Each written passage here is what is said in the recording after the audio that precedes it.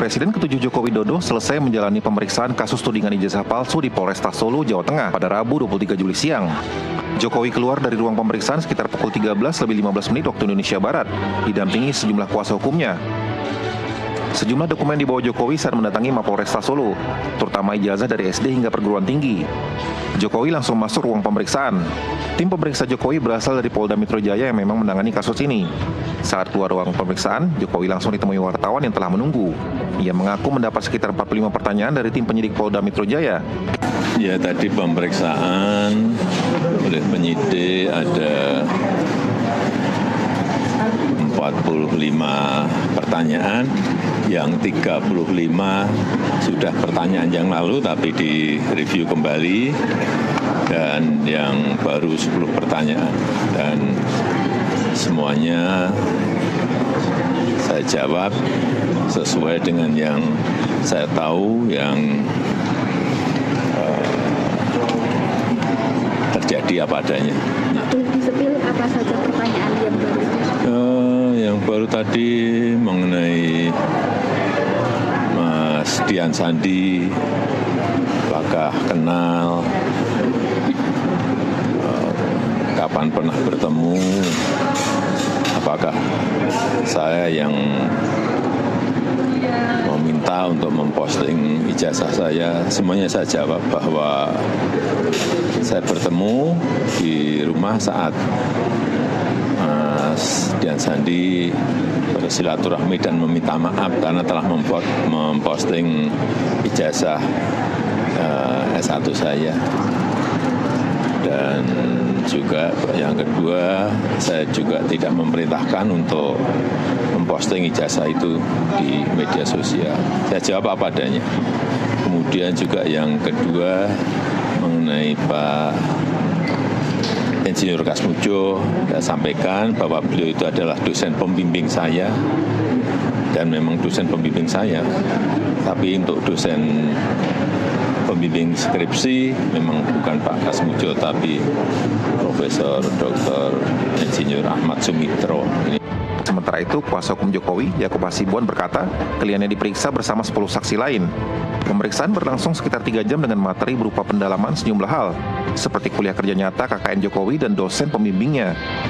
Selain itu, Yakub mengungkap bahwa polisi menyita sejumlah dokumen, antara lain ijazah SMA dan S1 Jokowi. Menurut Yakub, dokumen itu akan diperlihatkan di persidangan. Selain itu, ia mengklarifikasi pemberitaan media terkait permintaan Jokowi menunda pemeriksaan. Yakub mengatakan kliennya memang minta penundaan pemeriksaan pekan lalu, tapi bukan karena kondisi kesehatan. Alasan utama permintaan penundaan karena telah ada agenda yang tak bisa ditinggalkan. Jokowi melayangkan laporan terkait dugaan fitnah atau pencemaran nama baik buntut tudingan ijazah palsu. Diketahui polisi telah menaikkan status laporan yang dilayangkan Jokowi ke tahap penyidikan. NTV melaporkan.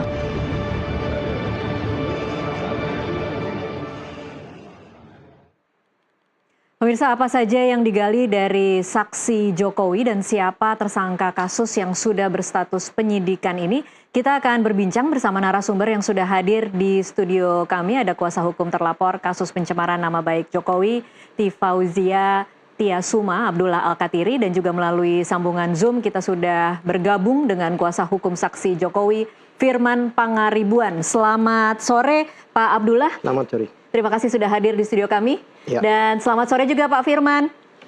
Sore Tasya, sore Pak Abdullah. Terima kasih untuk waktunya. Lagi-lagi nih kita sudah 3 hari berturut-turut Pak Firman, tapi hari ini ada perkembangan terbaru. Pak Jokowi baru saja 3 jam menyelesaikan pemeriksaan di Mapolresta Solo. Ada 45 pertanyaan. Mungkin tadi Anda mendampingi di dalam, bisa diceritakan seperti apa jalannya pemeriksaan Pak Firman? Ya, jadi tadi kami mendampingi Bapak Jokowi dalam jadwal pemeriksaan yang dilakukan di Polres Solo oleh tim penyidik dari Polda Metro Jaya, yang hari ini memang ada agenda dari mulai hari Senin. Kami ketahui mereka melakukan rangkaian penyidikan terhadap saksi-saksi secara maraton di beberapa tempat sekaligus, di Solo, di Jogja, dan di Jakarta. Nah, mendapatkan informasi itu, dan informasi itu dapat diakses ya di media pada Senin itu 8 orang. Kami kemarin datang ke Solo kemudian menemui Bapak Jokowi menyampaikan apakah Bapak bersedia untuk mengikuti jadwal pemeriksaan di Solo karena saat ini sedang ada proses pemeriksaan oleh tim terkait. Bapak menyampaikan mendukung seluruh proses, silahkan.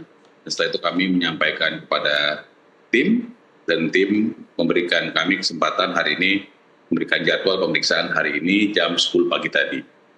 Dari jam 10.15 sekitar segitu ya, sampai dengan jam 1.20 tadi, kurang lebih 3 jam lah. Kurang lebih 3 jam dilakukan pemeriksaan kepada Bapak, dan Bapak sudah menyampaikan apa adanya, dan seperti yang kita lihat juga, Bapak juga menyerahkan ijazahnya. Ijazah apa? Ijazah SMA atau ijazah dan S1 Bapak di Fakultas Kehutanan Universitas Gadjah Mada, dan ijazah tersebut dilakukan penyitaan oleh pihak penyidik. Dan sesuai dengan apa yang dikomitmenkan Bapak dalam rangka untuk penegakan hukum, Bapak menyerahkan kepada pihak penyidik dalam rangka penyitaan tersebut. Dan itu tentunya akan digunakan oleh pihak penyidik untuk membuat perkara ini menjadi terang. Dan jika memang diperlukan dalam persidangan, nanti akan terus proses penyitaan ini akan terus digunakan sampai dengan nanti proses persidangan. Itu dulu mungkin sementara. Baik, Pak Firman, kalau hari ini akhirnya disita, bagi Anda sebagai tim kuasa hukum, apa artinya dalam seluruh rangkaian proses peningkatan ke penyidikan ini? Jadi dari proses penyelidikan dilakukan pemeriksaan intensif, kemudian ditemukan ada peristiwa pidana, naik dari penyelidikan ke penyidikan, kemudian dimintai keterangan kepada pihak pengadu, dalam hal ini Bapak Jokowi, kemudian atas apa yang diadukan kan fitnah dan dugaan pencemaran nama baik terhadap orang-orang yang mengatakan Bapak memiliki ijazah palsu. Tentu itu akan menjadi barang yang penting untuk pihak penyidik membuat ini menjadi terang benderang. Tentu dalam hal ini kami akan dengan Bapak tadi menyampaikan dengan senang hati menyerahkan barang tersebut sebagai disita oleh pihak penyidik, dan tentu akan digunakan sesuai dengan kebutuhan penyidik, melakukan pemeriksaan, penelitian, dan sampai dengan hal-hal lainnya, sampai dengan proses lebih lanjut yang mungkin sampai dengan tahap pengadilan kalau memang unsur-unsur tersebut ditemukan. Dan nanti pasti akan ada penetapan tersangka terhadap orang-orang yang memang diduga melakukan fitnah dan pencemaran nama baik yang mengatakan bahwa ijazah Bapak Jokowi adalah palsu. Demikian. Oke. Baik, saya ke Pak Abdullah sekarang. Pak Abdullah, mungkin komentar Anda dari pemeriksaan yang terjadi hari ini. Saya mengikuti di sini ya, dalam pemeriksaan ini Jokowi membawa ijazahnya katanya ke S1 maupun SMA ya, bahkan disita. Nah, ini beda dengan yang di Jakarta. Yang di Jakarta itu nampaknya tidak ada penyitaan karena dikembalikan kan, di Barreskrim dikembalikan. Nah, oleh sebab itu kan pada waktu pemeriksaan di Jakarta itu banyak orang menanyakan, ya kan, kenapa kok belum diumumkan bahwa penghentian penyidikan dan sebagainya, belum diumumkan ini, sudah dikembalikan. Nah itu, bahkan penyitaan itu diharuskan jika itu merupakan bukti tindak pidana. Jadi hari ini yang terjadi adalah sesuatu yang kemajuan. Menurut saya ya luar biasa kalau memang benar-benar ijazahnya dibawa dan disita ya. Dan itu harus ditunjukkan kepada pelapor.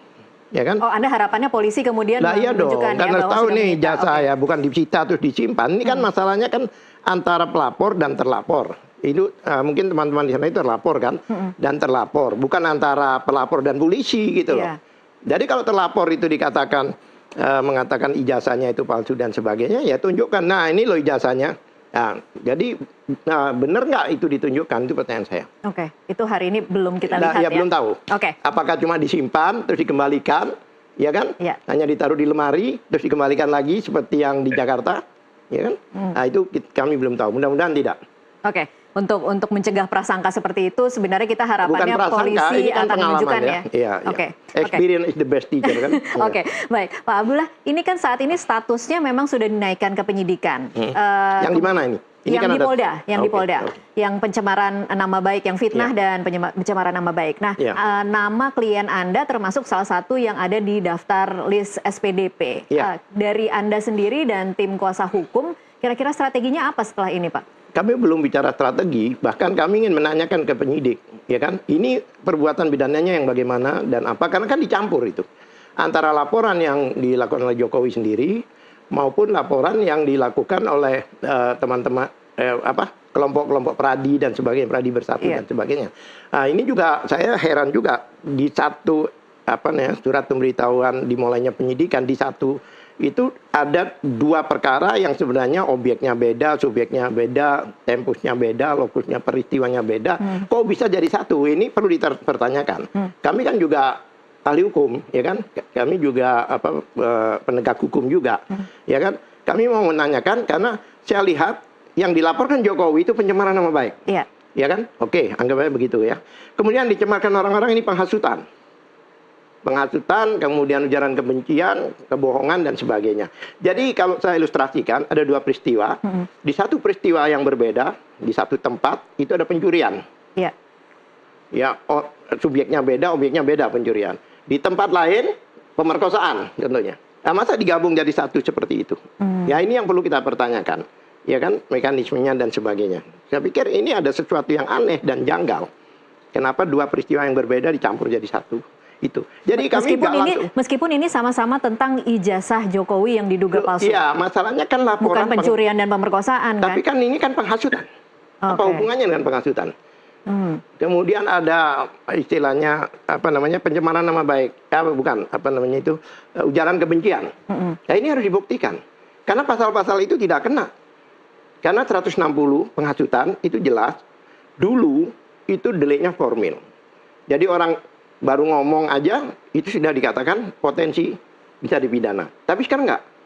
Itu kalau nggak salah di keputusan nomor MK ya kan nomor 7 tahun 2009 kalau nggak salah itu jelas harus terbukti dulu penghasutannya dan orang dihasut ada perbuatan pidana lain. Contohnya bakar mobil itu orang ada bakar, hajar dia orang ada hajar. Ini kalau hanya ya ilustrasi aja nggak bisa satu. Oke. Baik, Pak Firman mungkin mau mempertajam ini kira-kira seperti apa sebenarnya laporan dari Jokowi? Jadi kalau kita itu kan melaporkan kan 310, 311, 27 KUHP, kemudian Undang-Undang ITE 27A, kemudian 32, 35, dugaan fitnah dan pencemaran nama baik. Dalam hal ini tentu Bapak sebagai warga negara ya yang benar memiliki ijazah dan benar berkuliah di UGM, sah menjadi alumni dari UGM, sudah disampaikan ke seluruh dunia oleh UGM terkait dengan ini, merasa dicemarkan, merasa difitnah dan melakukan pengaduan. Kemudian ada pengadu-pengadu lain mungkin ya, pelapor-pelapor lain, tentu itu domain penyidik. Apakah mereka membuat ini menjadi efektif dan sebagainya, apakah itu mereka sudah melakukan gelar dan sebagainya, apakah gelar itu sudah dilakukan bersamaan dengan pengawas dan sebagainya, apakah itu rekomendasi daripada ahli dan sebagainya, kita tidak ikut campur di dalamnya karena itu domain daripada penyidik. Namun saya percaya pasti ada skenario yang disampaikan oleh penyidik terkait dengan hal ini, membuat ini menjadi terang benderang. Karena kebetulan kalau saya tidak salah, halnya sama adalah mengenai ijazah palsu Bapak Jokowi, seperti itu. Baik. Dan oleh karena itu, Pak Firman, tapi kalau ini kan mungkin kita bisa secara spesifik ya, karena Pak Abdullah adalah kuasa hukum dari Dr. Tifa dan juga Egy Sujana. Apa bukti-bukti yang dimasukkan oleh tim Anda yang kemudian bisa menunjukkan bahwa 2 klien Pak Abdullah ini memang melakukan fitnah dan pencemaran nama baik? ya kami memberikan bukti-bukti kepada pihak penyidik. Dan tentu bukti itu kami berikan kepada pihak penyidik, nanti biar pihak penyidik yang akan melakukan pendalaman dan sebagainya. Yang pasti pihak penyidik atas bukti awal yang kami sampaikan itu sudah cukup di awalnya. Sehingga dinaikkan, ditingkatkan menjadi penyidikan. Jadi ada tindakan pidana tersebut. Nah, bagaimana mekanisme dan sebagainya, guna menghindari adanya miskomunikasi dan sebagainya, karena ini domain penyidik, saya mencoba untuk membiarkan ini kepada penyidik. Karena nanti tentu kita akan bisa slip of the tongue juga. Karena setiap gerakan kita, mau belok kiri, belok kanan, ini udah di apapun, pokoknya sudah dikomentari. Salah terus ya Pak Firman? Ya, sehingga intinya adalah penyelidikan naik ke penyidikan, ada tindak pidana, dan tentu bukti awal yang kami berikan cukup. Hari ini dimintai keterangan Bapak tentu untuk memastikan memberikan lagi pendalaman dan sebagainya atas bukti-bukti yang diberikan, apakah masih sama jawaban atas pertanyaan-pertanyaan dan pendalaman-pendalaman atas apa yang disampaikan Bapak di awal, termasuk pertanyaan-pertanyaan lainnya oleh penyidik, dan itu yang tentu akan nanti kalau kita tindak lanjuti terhadap kliennya Pak Abdullah, tentu nanti Pak Abdullah akan menganalisa. Saya pikir lebih bijak Pak Abdullah yang akan memberikan analisanya, karena yang penting hari ini faktanya penyidik sudah menaikkan status ini menjadi penyidikan, dan Bapak sudah dimintai keterangan, tinggal kita tunggu dalam beberapa hari ke depan bagaimana, apakah ada penetapan tersangka terhadap pelaporan atau pengaduan dugaan yang disampaikan oleh Bapak. Baik Pak Abdullah, kalau tanggapan dari klien Anda sendiri, ada kekhawatiran tidak dalam beberapa hari ke depan akan naik jadi tersangka? Tidak ada. Kalau Mbak lihat di medsos maupun di TV-TV kan mereka itu pejuang, Pak, bukan kaleng-kaleng ya. Mereka ini kan peristiwa ijazah palsu ini kan bukan hanya masalah mereka, tapi masalah seluruh bangsa Indonesia. Ya kan, bahkan waktu gelar perkara itu dibuka oleh pimpinan gelar itu, beliau mengatakan bahwa ini salah satu kenapa kita lakukan gelar khusus, karena ini sudah merupakan isu nasional, diakui. Jadi ini bukan isu berarti ini triggernya aja 3 orang ini, tapi yang jelas semua warga negara Indonesia itu ingin tahu. Bahkan apa yang dilakukan UGM, KPU itu ada pelanggaran hukum, Mbak. Karena ada undang-undang keterbukaan publik itu, karena selama mereka itu lembaga yang didanai oleh APBN, dia harus membuka diri, itu undang-undang mengatakan. Bahkan informasi yang bukan data pribadi lagi, suatu dokumen yang digunakan untuk mendaftarkan sebagai pejabat negara itu sudah bukan dokumen publik lagi. Ada dokumen pribadi lagi, tapi dokumen publik yang mana di pasal-pasal di Undang-Undang Keterbukaan Publik itu dapat diakses oleh siapapun juga. Jangankan ijazah, harta aja harus disampaikan. Iya. Ya kan? Tapi selama proses ini Pak Abdullah, dari klien Anda ada tidak kemudian respon dari lingkungan sekitar, baik itu dukungan atau mungkin ancaman? Kalau ancaman sih pribadi-pribadi ya saya dengar ada lah. Makanya kita ini juga mengajukan ke LPSK ya, perlindungan saksi dan korban, kita sudah ajukan untuk perlindungan khususnya Ibu Tifa, Dokter Tifa, itu kan anaknya juga diganggu, kemudian dan sebagainya. Oleh sebab itu ya kita sudah mengajukan permohonan untuk perlindungan dari LPSK sesuai dengan undang-undang yang berlaku.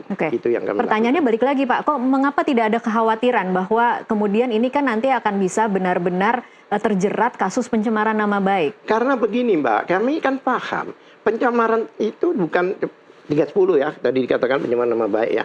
Itu kan tiga ayat. 1, 2, dan 3. Di 3 itu jelas jika demi kepentingan umum maka tidak ada tindak pidana. Makanya kami pede banget. Ini tidak ada tindak pidana. Makanya sangat percaya diri. Percaya diri karena apa? Di situ dikatakan demikian. Karena apa? Demi kepentingan umum. Kenapa? Karena yang bersangkutan adalah pejabat publik. Bahkan saya katakan undang-undang dan KPU itu melanggar konstitusi, bahkan pasal 28F yang setiap warga negara itu berhak ya kan untuk mengakses, mengetahui dan sebagainya. Kemudian diatur di Undang-Undang Nomor 14 itu mengatakan pasal 2 bahwa yang dimaksud dokumen publik itu adalah dokumen yang terbuka untuk umum dan dapat diakses. Pasal 4-nya mengatakan bahwa itu setiap warga negara itu berhak untuk mengakses untuk mendapatkan informasi dari lembaga publik.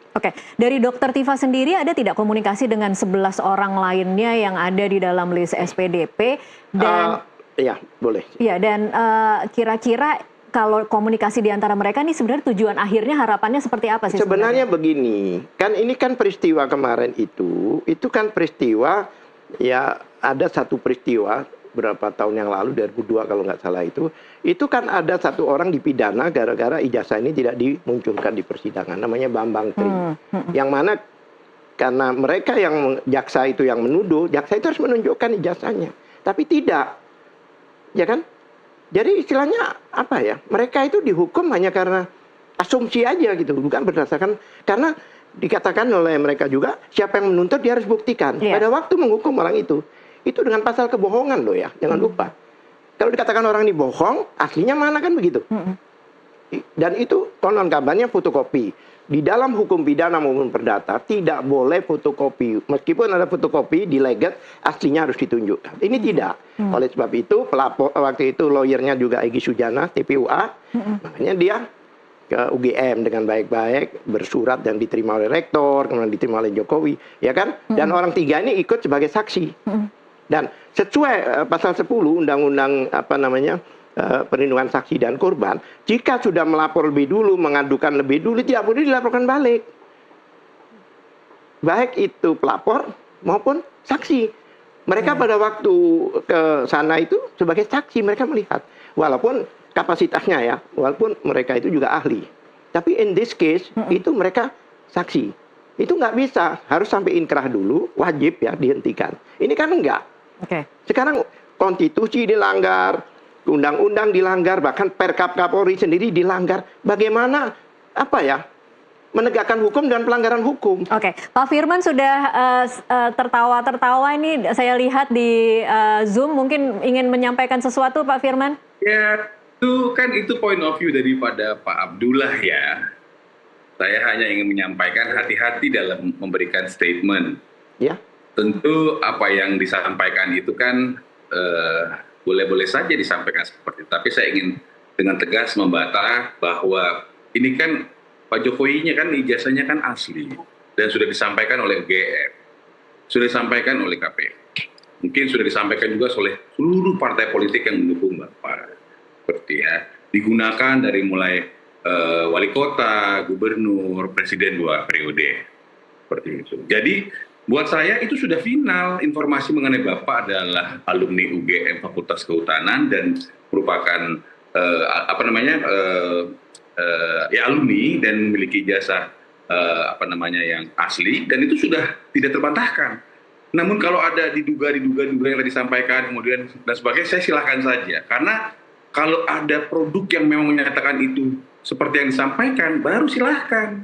Tapi kan kalau tidak ada kan artinya kan menuduh. Tetapi saya nggak mau membantah dan tidak mau mengomentari di sini supaya tidak menjadi debat kusir, karena hal-hal tersebut akan membuat kita akhirnya persidangan itu nanti. Iya, silakan Pak Abdullah. Kan begini, Pak Firman selalu katakan telah disampaikan, tapi tidak ditunjukkan. Undang-undang itu bahkan dapat diakses, dapat diperlihatkan. Saya tidak dapat kursir karena saya berbicara ada dasar hukumnya. Undang-undang dasar, kemudian tadi Undang-Undang pasal 14 2003. Ya Kalau, kan? 2008, kalau argumennya Pak Firman bahwa ditunjukkan kepada pihak-pihak yang... itu beliau, karena beliau tidak satu pun ada satu undang-undang maupun perkap atau apa yang keluar dari pernyataan beliau. Kalau saya ini runtun berdasarkan yuridis formal. Pak Firman, silakan. Iya, jadi kan sudah gampang sebenarnya kita lihat nih, bahwa secara pidana maupun secara perdata dan tun, apa yang disampaikan oleh Pak Abdullah itu sudah terbantahkan atau tidak bisa dibuktikan. Atau dengan kata lain, mereka kalah seperti itu. Karena memang faktanya tanpa harus melakukan hal-hal lain. Iya, tapi final di Barreskrim itu tidak benar-benar final ya Pak Firman. Selalu ada lagi bukti baru, selalu ada lagi tudingan baru. Sampai dengan saat ini kami melihat ini adalah final karena memang sudah dihentikan. Jadi inilah yang ingin saya bilang, hati-hati. Kalau dia bilang masih belum final sebagainya, hati-hati. Ya. Karena kan sudah dihentikan. Sebentar. Jadi saya ingin sampaikan seluruh proses baik pidana maupun perdata yang mereka yang mereka sampaikan itu tidak bisa mereka buktikan, artinya mereka kalah di sini. Baik, saya harus hentikan ini dulu karena kita harus break azan maghrib. Kita akan kembali usai break azan maghrib untuk wilayah Jakarta dan sekitarnya. Pemirsa tetaplah bersama kami.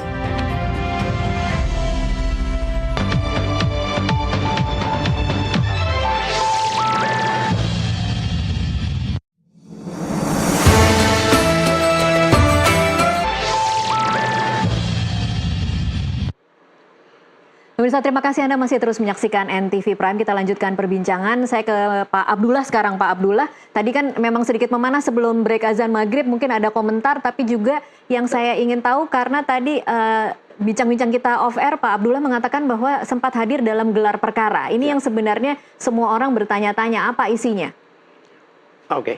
Jadi begini, kemarin itu dilakukan gelar perkara khusus, yaitu karena permohonan dari kami, yang mana hanya kami diundang untuk gelar perkara khusus. Berarti kesimpulannya apa? Kesimpulannya dikatakan penyidikan sudah selesai ini, itu dibuka lagi. Jadi belum benar-benar final ya Nah, kemarin. kalau memang gitu. udah final, kenapa kami dipanggil gelar perkara? Ya kan, itu penting. Ya kan, berarti penyelidikan ya dihentikan, itu sebenarnya dibuka lagi karena ada gelar. Di gelar perkara itu agak menarik ya, hampir semua unit di kepolisian itu ada Irwasum, ada kebagian hukum, ada Wasidik itu sendiri, kemudian ada Propam, ada banyak, ada puluhan lah kepolisi di situ gitu. Bahkan ada dari pihak luar, DPR, Ombudsman, Komnas HAM, Kompolnas dan sebagainya itu gelar perkara itu. Gelar perkara itu jam 10 mulainya. Memang waktu itu kami siap dengan banyak orang. Beberapa orang, ada 18 orang, tapi tiba-tiba dibatasi hanya 8 orang. Hanya kami bawa belum Ini semua juga. kuasa hukum berarti, Pak? Iya, kuasa hukum maupun prinsipal dari TPUA. TPUA itu kan ada anggota-anggotanya, ya kan? Nah, dibatasi. Padahal kita membawa ahlinya 7 waktu itu. Ya kan? Nah, ini gimana ini? 8. Hanya kita atur 4 ahli, 4 prinsipal. Termasuk saya kuasa hukum dari Bang Egy langsung. Ya, saya kuasa hukum. Gelar perkara biasa mereka paparkan dan sebagainya, ya kan? Mereka paparkan, maksudnya penyidik ya, maupun bagian laboratorium paparkan dan sebagainya. Dipaparkan sejak Dumas ini gini-gini dan sebagainya. Kemudian baru kami diberi kesempatan. Khususnya yang saya sampaikan ya secara hukum, kalau Bang Egy bilang kita keluar aja kalau memang nggak ada ijazahnya, ngapain gelar? Ya kan? Unit kecil aja yang namanya lab force itu bisa mendatangkan ijazah, sedangkan gelar para perwira itu ijazah nggak dihadirkan. Kan aneh. Berarti kita dialog apa ini di gelar ini kalau ijazahnya nggak ada? Waktu itu Bang Egy sudah itu ada tapi tidak dibuka atau tidak ada? Tidak ada, kami tanyakan berkali-kali. Hadirkan di sini supaya kita bisa koreksi bareng. Apalagi ada BTWR, tapi nggak ada. Jadi kayak dialog TV aja gitu loh. Padahal ini kan gelar ini kan adalah suatu proses tertinggi di dalam penegakan hukum ya di kepolisian, tidak dihadirkan. Akhirnya kita debat sendiri. Masalahnya yang saya masalahkan itu di dalam pengetesan di laboratorium, pengujian dalam itu ada namanya Perkap, peraturan Kapolri. Peraturan Kapolri itu legal. Kalau menteri, peraturan menteri. Nah ini peraturan Kapolri. Berarti secara hierarkis perundang-undangan ada itu, ya kan? Tidak boleh bertentangan sama ini dan sebagainya. Perkap itu saya bacakan, ya kan, intinya pada prinsipnya Perkap itu dalam pemeriksaan laboratorium itu, ya kan, itu harus ada persyaratan, syarat formil maupun teknis. Formil itu contohnya, ya formilnya ya secara prosedurnya teknis itu karena tindak pidana itu kan banyak, ada senjata, ada ini, ada itu gitu kan. Nah ini kan ijazah masuk ke dokumen, ya. Bahkan kalau persyaratan, jadi diminta oleh unit yang meminta, dalam hal ini penyidik, harus dilampirkan dengan beberapa dokumen. Kalau dokumen itu tidak lengkap, di situ ya dituliskan, dikembalikan untuk dilengkapi. Itu diberi waktu 14 hari. Diberikan lagi, dikembalikan lagi. Kalau masih tidak lengkap, dikembalikan, tidak diperiksa. Dan yang terjadi dengan ijazah Jokowi? Syarat-syaratnya ini, ya kan, setelah penyerahan itu harus dilampiri dengan laporan polisi, jangan lupa. Sedangkan ini belum ada laporan polisi, statusnya masih Dumas. Jadi belum ada laporan polisi. Tapi ijazahnya ada. Bukan begitu, prosedurnya itu harus ada laporan polisi. Berarti peningkatannya harus dipenyidikan dulu gitu loh. Anda memasalahkan urutannya wajib. Berarti. Iya, bukan urutannya.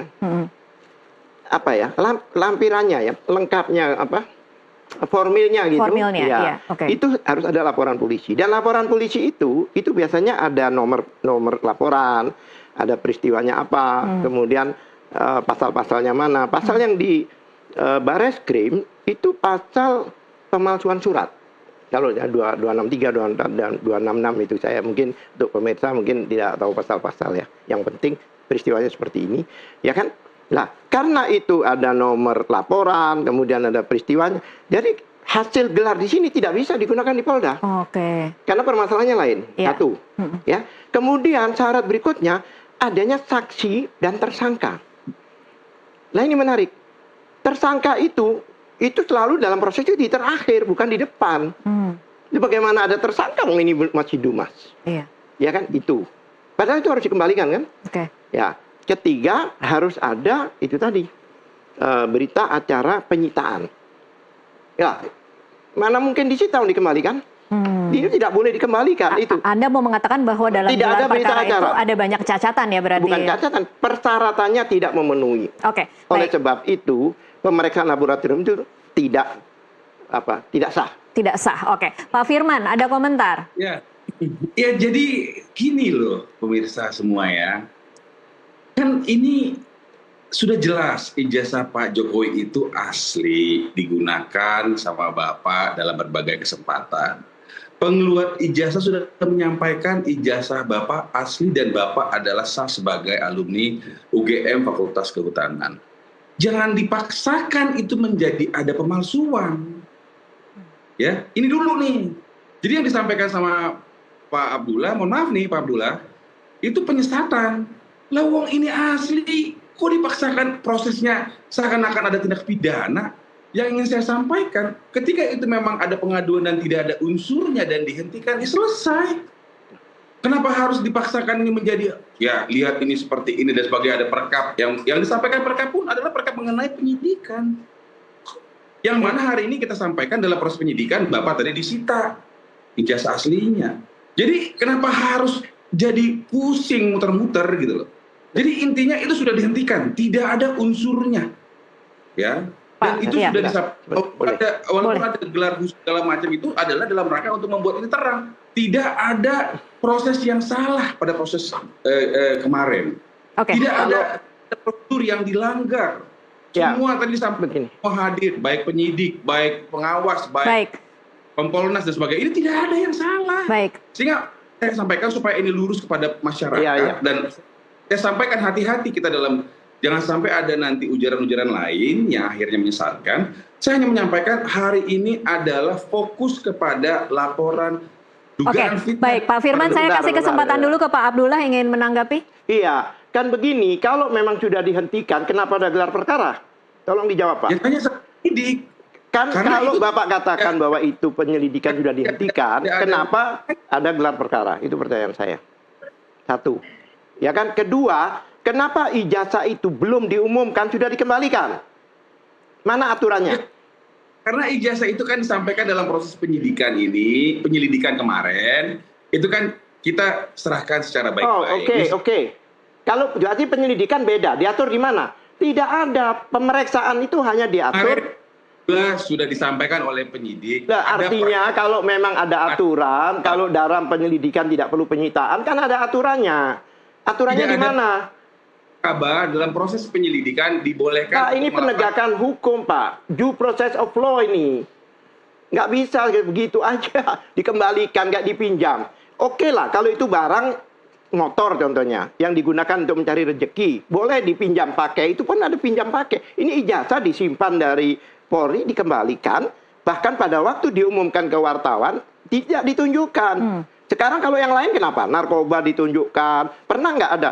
Oh ini foto narkobanya, terus senjata api, ini foto senjata apinya, ini foto pedangnya, nggak pernah. Aslinya, kenapa? Mungkin takut dicek oleh wartawan, bener nggak ini? Itu mungkin. Dan ijazah yang ditampilkan di layar tuh, itu berlipat, Mbak. Fotokopi berlipat lagi, ini penegakan hukum, bukan bercanda. Terus 5 kali Bapak bilang hati-hati. Ada apa hati-hati ini? Saya lawyer, Pak. Hati-hati, saya hitung 5 kali bilang hati-hati. Itu diatur dalam perkara. Ya nggak hati-hati itu maksudnya apa yang jelas? Tentu harus hati-hati. Karena Bapak sampaikan sesuatu hal yang tidak sesuai gitu loh. Nah, oleh karena itu saya nggak mau berdebat kusir. Karena ini kan akhirnya nanti... Saya selalu dengan undang-undang yang saya sampaikan kusir. Yang debat kusir itu yang tidak menyampaikan, tidak ada dasar hukumnya. Itu yang debat kusir. Ya, sampaikan. Penyelidikan itu disampaikan dalam Perkaba 1 tahun 2022 dan itu dalam gelar khusus disampaikan. Ini. 1 tahun 2022. Sebentar, menarik ini. Iya. Dia katakan Perkaba nomor 1. Perkaba itu adalah peraturan Bareskrim, Kabareskrim. Ya kan? Bukan, ini Perkab itu Kapolri, 1. Kedua, Perkaba itu saya baca, Pak. Itu SOP isinya, bukan persyaratan. Coba baca. Coba kalau Bapak bisa baca atau Bapak ingat SOP bagaimana membungkus barang bukti. Jadi jangan hubungkan SOP dengan persyaratan. Beda, Pak. Oke, Pak Abdullah, tapi saya coba ingin menengahi ini ya. apa yang dikeluhkan oleh Pak Abdullah ini adalah sesuatu yang bisa dijawab oleh pihak kepolisian.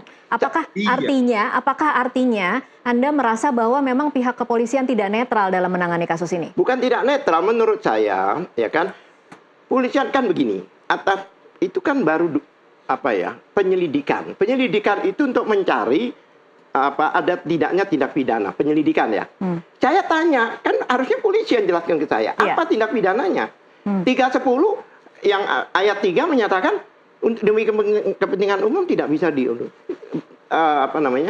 yang 160 penghasutan harus ada terjadi orang membunuh orang atau memukul orang. Ya kan, pasal 28 yang berdasarkan syarat sekarang nggak ada lagi. Dulu ada antar golongan, sekarang nggak ada. Berdasarkan agama, ras, suku, bukan ada berdasarkan surat, tidak ada. Jadi kata-kata berdasarkan itu deliknya yang dilaporkan. Nah, yang satu lagi pasal 28 ayat 3, kebohongan itu sebenarnya mengadop Undang-Undang Nomor 146 yang sudah dihapus, dimasukkan di situ. Kebohongan yang menimbulkan kerusuhan. Itu di keterangannya sendiri, keterangan pasal itu, yang dimaksud kerusuhan itu adalah fisik, bukan di medsos. Ya kan, contohnya di pinggir laut ada orang teriak, ada tsunami, pada lari lah, itu seperti itu. Bukan, dulu di medsos. Bahkan itu ada keputusan, kalau nggak salah keputusan MK 105, yang menyatakan bahwa kerusuhan atau keonaran itu fisik. Di mana saya debat kusir, semua saya berdasar hukum saya bicara ini. Oke, baik. Saya kembali lagi ke bahwa saat ini faktanya kasus ini sudah naik ke penyidikan. Dari Anda, Pak Abdullah, apa yang kira-kira disiapkan untuk membuktikan bahwa klien Anda tidak melakukan? Saya mengatakan dari awal bahwa saya ingin penjelasan dari kepolisian, tindak pidana apa yang dilakukan. Yang jelas dulu. Gitu. Kalau dibilang kebohongan, tunjukkan ijazahnya di depan kita. Nah ini loh buktinya aslinya, berarti Anda bohong. Nggak mau juga kebohongan gitu, hanya satu kayak ilustrasi gitu, kami nggak mau. Ini fakta hukum. Kalau dikatakan kebohongan, kalau dikatakan penghasutan, kita juga harus tahu siapa yang dihancurkan, siapa. Jadi penghasutan itu harus ada orang melakukan tindak pidana lain gara-gara dihasut itu. Itu jelas. Saya ke Pak Firman lagi, Pak Firman. Anda sebagai kuasa hukum, Pak Firman, seberapa yakin bahwa memang ijazah yang dimiliki klien Anda benar-benar asli? Kalau melihat perkembangan laporan-laporan yang masuk saat ini. Ya, tentu asli. Si pengeluar ijazah sudah menyampaikan secara tegas dan itu kan hanya pengakuan ya, Pak Firman. Kalau bukti-bukti yang mungkin Anda lihat sendiri, apa yang meyakinkan Anda bahwa ijazah itu asli? Saya sudah melihat ijazah asli Bapak Jokowi secara berkali-kali dalam beberapa kesempatan. Kemudian pastinya Pak Firman juga menerima kan bagaimana laporan-laporan yang diungkapkan oleh para terlapor yang ada saat ini yang mencoba membuktikan bahwa itu berbeda dengan ijazah-ijazah yang dikeluarkan di tahun 85 itu. Oh, saya nggak bisa komentarin itu karena itu menurut kami adalah dugaan fitnah dan pencemaran nama baik itu sendiri. Gitu loh. Karena kan tadi saya bilang, saya akhirnya nggak mau mengkomentari Pak Abdullah dan saya akhirnya fokus kepada pengaduan atau pelaporan kami di Polda Metro Jaya yang saat ini naik ke penyidikan. Dan kita lihat saja nanti ke depan. Apakah dari pasal-pasal yang disampaikan itu tidak semuanya, ada salah satu, salah dua, salah tiga, ya silakan. Salah semua. Ada hal yang tentu yang akan harus dipertanggungjawabkan. Kalau memang tidak ada, ya silakan, nggak ada masalah gitu loh. Jadi ini ya saya harus pertegas. Pak Jokowi tidak sedang menuding di sini. Pak Jokowi merasa difitnah dan dicemarkan nama baiknya. Karena ada orang yang mengatakan ijazah Bapak Jokowi palsu. Dan UGM si pengeluar ijazah sudah menyampaikan secara terbuka ke seluruh dunia bahwa ijazah Bapak Jokowi asli dan Bapak adalah sah sebagai alumni Fakultas Kehutanan UGM. Pak Firman, ini menarik. Anda mengatakan bahwa Pak Jokowi tidak sedang menuding, tetapi merasa difitnah. Saya ingin tahu, adakah ruang di luar mekanisme hukum yang memungkinkan Jokowi mungkin dengan pihak-pihak yang terlapor saat ini untuk kemudian bisa menyelesaikan ini tanpa melalui jalur hukum misalnya, Pak Firman? Tidak ada. Karena kenapa kita memilih jalur hukum? Karena sudah 2,5 tahun lebih ya kalau nggak salah ya. Tidak memiliki dasar menuding. Dan ini pastinya akan membuat chaos. Tapi kalau ada 12 nama yang jadi terlapor, artinya memang menuding balik dong ya? Oh enggak, itu salah itu. Enggak ada menuding balik. Dalam pemeriksaan, seseorang yang menyampaikan sesuatu hal yang tidak benar harus berurusan dengan hukum. Bukan karena orang itu dituding, tetapi dia harus membuktikan apa yang disampaikannya. Kalau dia tidak bisa membuktikan bahwa itu palsu, maka dia akan kena dalam pasal terkait. Seperti itu. Oke. Jadi Bapak tidak menuding, tidak. Bapak hanya menyampaikan, kok ada yang menyampaikan ijazah saya palsu ya? Loh, kok ini terus-terus? Loh, kok ini ada ini dan sebagainya kok? Nah, kita berikan bukti awal. Bukti awal itu cukup. Dan akhirnya naik ke penyidikan, ada peristiwa pidananya. Baik. Dan oleh karena itu penyidik melakukan ya penelusuran lebih lanjut terhadap hal ini. Kita tinggal tunggu aja berapa hari ini ke depan siapa yang akan menjadi tersangka. Karena tentu sudah ada tindakan pidananya. Oke. Dan kalau sudah ada namanya, yang itu tidak dari Bapak loh yang menyampaikan. Baik, silakan Pak Abdullah. Begini, dalam penegakan hukum memang dilakukan siapa yang tersangka, siapa bakal tersangka. Kalau ini ternyata di dalam proses hukum tidak terbukti, maka pelapor itu sendiri yang akan jadi tersangka. Jangan lupa. Jadi juga berarti sampai di sini ada lanjutannya, ya kan? Jika memang tidak benar, laporannya ternyata kita bisa buktikan bahwa klien kami tidak bersalah. Contohnya yang itu, yang YouTuber itu kan YouTuber itu rata-rata wartawan, dia punya kartu wartawan. Rata-rata menunjukkan kami. Wartawan itu, ya kan, itu ada aturannya, ada MOU antara kepolisian dan Dewan Pers. Tidak bisa masuk ke penyidikan sebelum dia sidang di Dewan Pers. Dewan Etik ya. Itu ada aturan MOU. Pernah baca nggak MOU itu, Mas Firman? Saya sama Bapak ini kan muter-muter nih Pak, jadi saya nggak mau komentarin. Oke, baik. Karena Bapak pernah menyampaikan Undang-Undang HAM pasal 10 kalau nggak salah. Siapa melapor tidak boleh. Saya pusing sekarang jadinya. Kenapa? Karena Bapak muter-muter dan menyesatkan menurut saya. Tapi ya silakan, mungkin Tasya bisa. Iya, baik. Ini pertanyaan terakhir untuk Pak Firman dan juga Pak Abdullah. Mungkin bisa dijawab untuk mengakhiri debat kusir pada sore hari ini. Pak Abdullah, kalau kemudian akhirnya terbukti Jokowi ijazahnya asli, apa yang terjadi? Ya, kan orang-orang ini kan sudah siap, ya kan? Oh, bagus. Sebentar, memang sudah siap. Mereka ini kan bukan kaleng-kaleng, mereka ini pejuang. Jadi mereka ini bukan siap jadi tersangka, siap menjalani proses hukum. Siap juga, kan ini kan masalahnya Pak, kan dari peristiwa yang mana Bambang Tien dikatakan dia itu bohong dan sebagainya, kan ijazah tidak dihadirkan. Iya. Ya kan? Kan aneh, menuduh orang bohong, tapi tidak dihadirkan. Dari situlah mulanya. Jadi bukan tiba-tiba. Iya, kalau akhirnya nanti diumumkan. Sebagai seorang presiden, seharusnya dia itu wise ya, mantan presiden. Kalau ada orang mau tunjukkan aja. Pernah Obama ya di Amerika ya, dia pernah dituduh bahwa dia bukan kelahiran Amerika, bukan American citizen. Ya kan? Dia tunjukkan. Nih, saya punya akte kelahiran. Selesai. Oke. Nah ini carut-marut sampai ini hanya untuk tidak menunjukkan ijazah. Ini kan jadi tapi artinya siap menghadapi konsekuensi ya Pak Abdullah? Ya sangat siap banget. Oke, saya ke Pak Firman sekarang. Pak Firman, kebalikannya, jika terbukti palsu Pak Firman? Ya tidak mungkin kita berandai itu. Karena Dirkrimum Mabes Polri sudah menyampaikan ijazah asli Bapak ke seluruh dunia. Siapa yang ingin mengakses, ketik aja Dirkrimum Mabes Polri. Ada itu di halaman belakangnya pada waktu mereka menyajikan. Dan tidak ada kewajiban kami menyampaikan kepada orang-orang yang seperti ini. Nggak ada.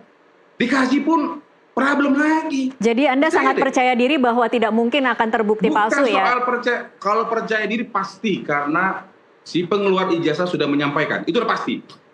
Ya. Tapi tidak menunjukkan. Kemarin malah, perlu kita ketahui, yang katanya adalah seorang ahli. Hari ini secara aktif kesana kemari. Ahli itu harusnya ada medianya, ada ruangnya, ada tata caranya. Tidak bisa dia kesana kemari mencari. Ini Pak Firman bicara soal Rismon ya? Ya. Oh, ya siapapun. Banyak, bukan hanya beliau gitu loh. Tapi yang ingin saya sampaikan, karena ini statement terakhir. Iya. Tetap proses penghinaan, dugaan pencemaran nama baik ini. Ya, karena kalau tidak akan ada sanksi-sanksi terkait gitu ya. Kemudian fokus pada apa yang kami laporkan di Polda Metro Jaya. Baik. Terkait ini dan itu sampaikan saja nanti pada saat dipanggil, kalau memang dipanggil, klarifikasi, defense dan sebagainya. Ya kalau memang tidak ada kena ya silakan. Kita juga tidak ada pusing ke situ, tapi saya mau menyampaikan bahwa Bapak, saya lihat sendiri ijazah asli Bapak sudah diverifikasi, diklarifikasi, dikonfirmasi oleh UGM, KPUD dan sebagainya. Sudah dilihat juga oleh seluruh, mungkin ya, oleh seluruh partai politik yang mendukung Bapak. Apalagi Ada orang yang mengaku-ngaku seluruh masyarakat, seluruh masyarakat namanya dia, mengaku-ngaku. Ini nggak ada kewajiban kami menyerahkan, karena sebenarnya kalau ingin dia lihat, sudah dilihat. Sudah disampaikan secara terbuka oleh Baris Krim Polri. Jadi menurut saya fokus kepada proses penyidikan dan kita tunggu nanti apakah memang dalam beberapa hari ke depan, beberapa waktu ke depan, beberapa minggu ke depan ya, atau bulan saya kurang tahu sesuai dengan penyidik nanti. Semoga siapa yang menjadi tersangka. Baik, semoga tidak berbulan-bulan supaya masyarakat juga tidak gaduhnya berlama-lama. Tapi terima kasih Pak Firman dan juga Pak Abdullah untuk waktunya bersama kami di NTV Prime. Terima kasih Pak Abdullah, selamat malam. Sama-sama Pak Firman. Selamat malam Pak Abdullah. Selamat malam. Pemirsa tetaplah bersama NTV Prime. Usai jeda kami masih akan kembali dengan sejumlah informasi lainnya. Sesaat lagi. Terima kasih Pak.